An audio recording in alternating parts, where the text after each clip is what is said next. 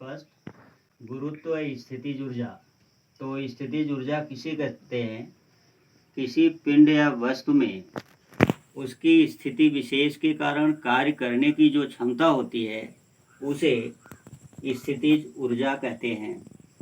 जब किसी पिंड या वस्तु को पृथ्वी बल लगा करके खींचती है तो गुरुत्व त्वरण के कारण वह नीचे की तरफ जो है आकर्षित होता है, तो उसमें गुरुत्व स्थितिज ऊर्जा होती है। गुरुत्व स्थितिज ऊर्जा यह mgh पर डिपेंड करता है। mgh पर डिपेंड करेगा। इसको इस प्रकार से हम लिख सकते हैं, Pe बराबर mgh। m जो है द्रव्यमान है, g गुरुत्वीय त्वरण है, h पृथ्वी से जो है ऊंचाई है। तो गुरुत्व स्थितिज ऊर्जा mgh के बराबर होगी। इसमें अगर गुरुत्व जनित त्वरण का मान जो है 0 हो जाए तो स्थितिज ऊर्जा जो है शून्य हो जाती है। जैसे जैसे हम पृथ्वी से ऊंचाई बढ़ते जाते हैं और अनंत ऊंचाई पर गुरुत्व जनित त्वरण का मान शून्य हो जाता है, उस दशा में गुरुत्व स्थितिज ऊर्जा जो है शून्य होती है।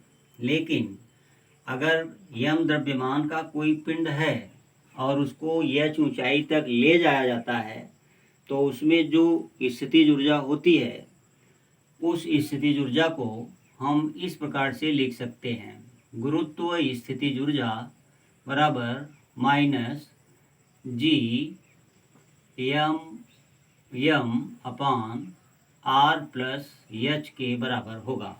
यानी गुरुत्व स्थितिज ऊर्जा जो है एक कैपिटल M है पृथ्वी का द्रव्यमान, और स्मॉल m किसी पिंड का द्रव्यमान, r जो है पृथ्वी की त्रिज्या है, h पृथ्वी के पृष्ठ से ऊंचाई है।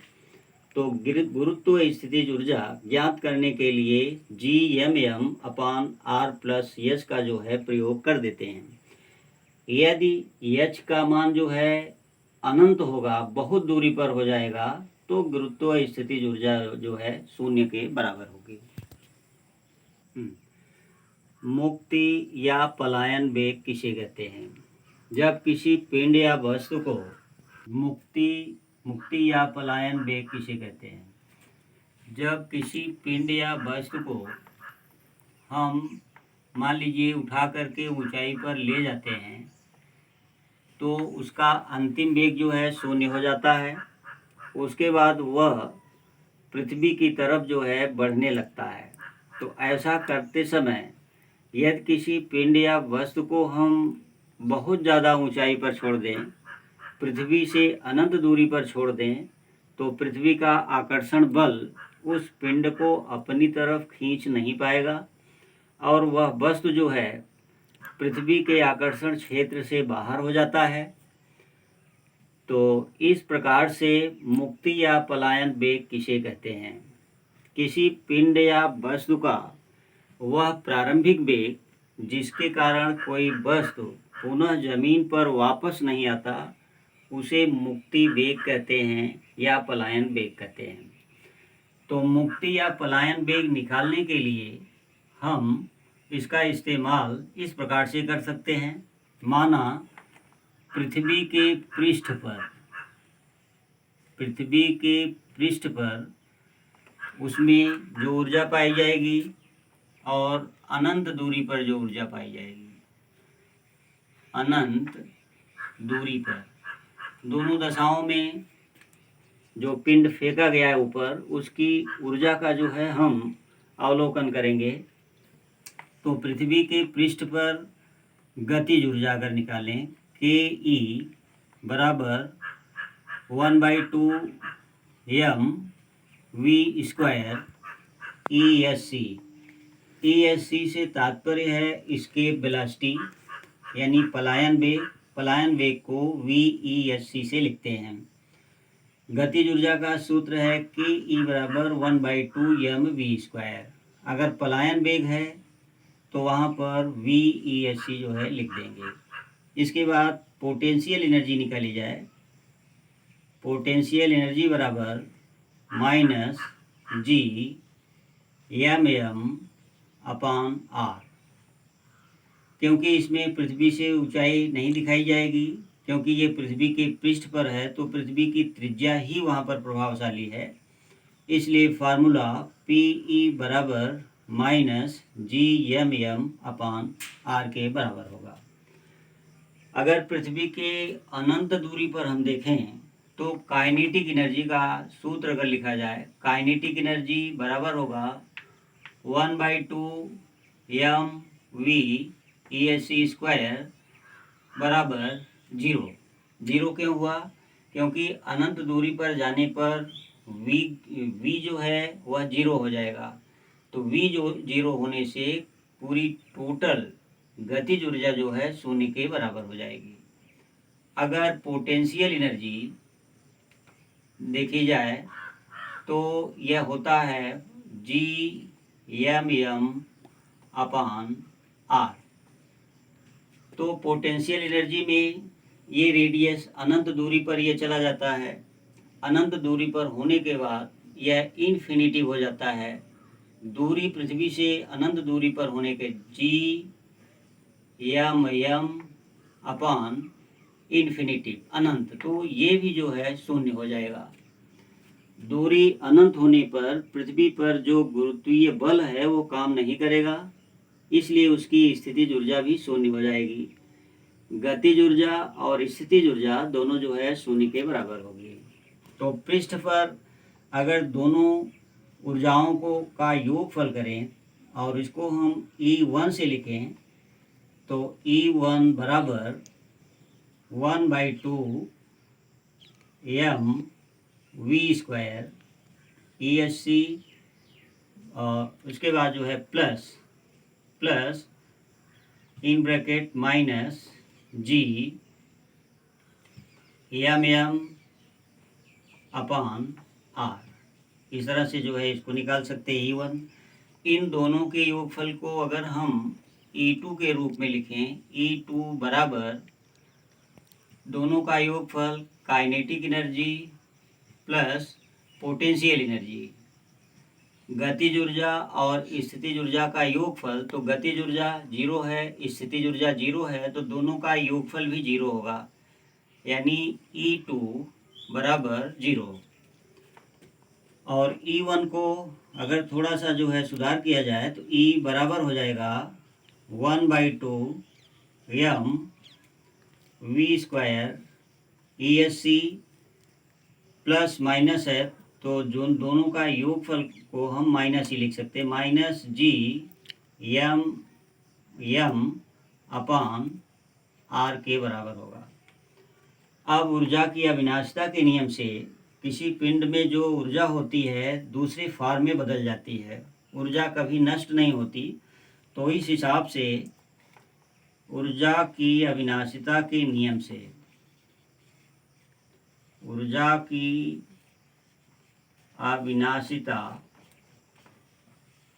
अविनाशिता के नियम के अनुसार देखा जाए, नियम के अनुसार तो E1 बराबर E2 के होगा। E1 बराबर E2। इसके बाद E1 की जगह हम जो है इसको रख देंगे 1/2 M V square E S C minus G M upon R बराबर E2 जो है 0 है। इसका जो है पक्षांतर कर देंगे 1/2 M V square E S C बराबर, ये बराबर के बाएं पक्ष में है, जब दाहिने में जाएगा तो ये माइनस प्लस हो जाएगा, जी एम अपान आर के जो है बराबर होगा 1/2 M V square E S C बराबर जी एम अपान आर। तो इसमें स्मॉल एम दोनों साइड में है, तो इसको जो है कैंसिल कर देंगे, इस तरह से होगा। तो बचा हुआ पोर्शन आगे बढ़ाएंगे 1/2 1/2 ESC बराबर होगा GM अपान R के। इसके बाद 2 का गुणा जो होगा क्रॉस मल्टीप्लिकेशन करेंगे, तिरछा गुणा करेंगे तो GM में 2 का गुणा हो जाएगा। V² ESC बराबर होगा 2GM अपान R। ये R पहले से है तो R लिख देंगे। अगर इसको स्क्वायर हटाएं यानी दोनों साइड का वर्गमूल लें तो V² का वर्गमूल V होगा। V एस्केप वेलोसिटी बराबर होगा √2GM अपान R। इस तरह से लिख सकते हैं।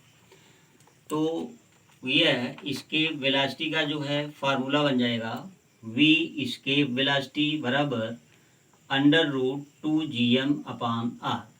अब इस पलायन वेग को, एस्केप वेलोसिटी को हम आगे बढ़ा सकते हैं। इसमें राइट साइड में ऊपर नीचे दोनों में R का गुणा कर देंगे तो V ESC बराबर 2GM अपान R। इसमें भी R का गुणा और नीचे भी R का गुणा कर देंगे तो V ESC बराबर हो जाएगा √2GM R अपान R²। अब इसमें 2GM अपान R इंटू R² है। तो अगर यहाँ पर देखते हैं, इतना पोर्शन अगर हम देखें, इस पर जो है विचार करें तो GM अपान R² को हम G लिख सकते हैं, क्योंकि हम जानते हैं G बराबर होता है GM अपान R²। तो GM अपान R² के हिसाब से V एस्केप वेलोसिटी बराबर हो जाएगा 2GR। इस तरह से कर सकते हैं, 2GR के बराबर होगा। अब इसको अगर हम आगे बढ़ाएं तो V एस्केप वेलोसिटी बराबर हो जाएगा √2 इंटू G इंटू R बराबर √2 इंटू G का मान 9.8 लिया जाता है। R यानी रेडियस ऑफ द अर्थ, पृथ्वी की जो है त्रिज्या कितनी है 6.4 गुणे 10⁻6 मीटर के बराबर होगी। इस प्रकार से इसको जब हम सॉल्व करेंगे तो यह 11.2 किलोमीटर प्रति सेकंड के बराबर आएगा। तो एस्केप वेलोसिटी पृथ्वी पर जो है 11.2 किलोमीटर प्रति सेकंड निकलता है। इससे तात्पर्य यह है कि किसी पिंड या वस्तु को अगर हमें किसी ग्रह पर पहुंचाना है, उसके लिए उसका प्रारंभिक वेग यानी पलायन वेग 11.2 किलोमीटर प्रति सेकंड से ज़्यादा होना चाहिए, अन्यथा वह किसी ग्रह पर या किसी पिंड पर जो है नहीं पहुंचाया जा सकता। तो किसी पिंड या वस्तु को अंतरिक्ष में भेजने के लिए हमें उस वस्तु का प्रारंभिक वेग, पलायन वेग जो है 11.2 किलोमीटर प्रति सेकंड से ज़्यादा रखना पड़ता है।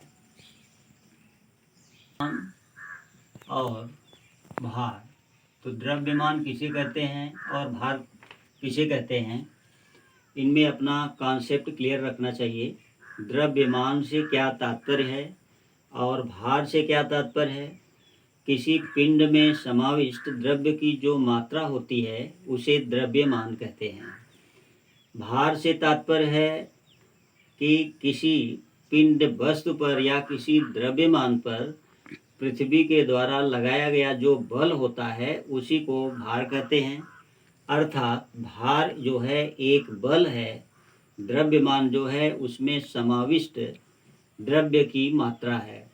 तो द्रव्यमान और भार, यह फिर से रिवाइज किया जा रहा है क्योंकि ये इम्पोर्टेंट क्वेश्चन बनता है। द्रव्यमान और भार में क्या अंतर है।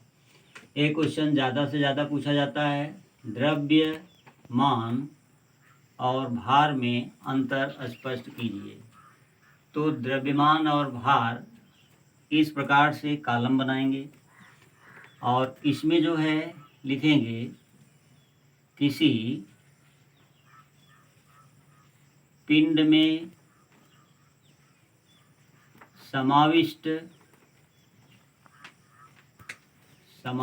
द्रव्य की मात्रा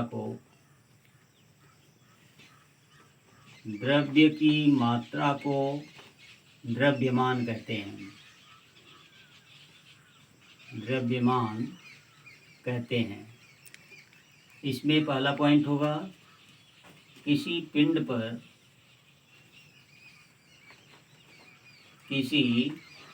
पर पृथ्वी के द्वारा लगाए गए आकर्षण बल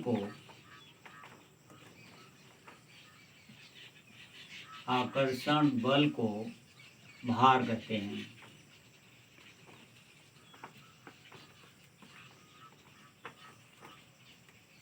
दूसरा पॉइंट, द्रव्यमान एक अदिश राशि है।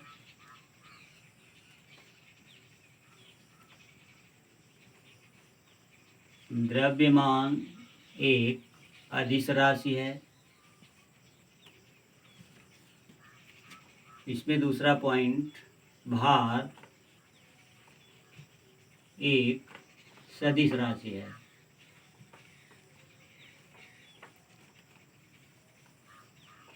सदिश राशि है। तीसरा पॉइंट लिख सकते हैं, द्रव्यमान की SI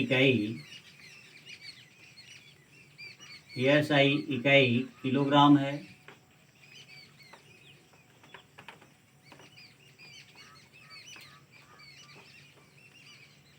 भार की SI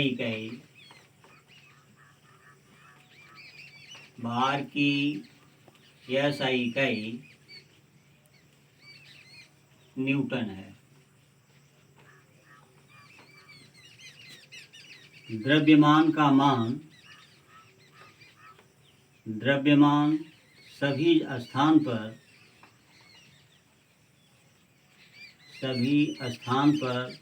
समान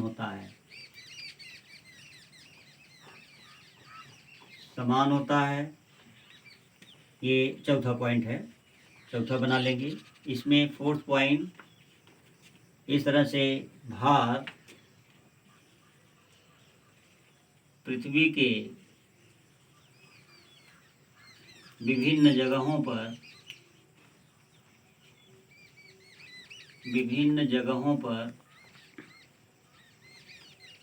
अलग अलग होता है।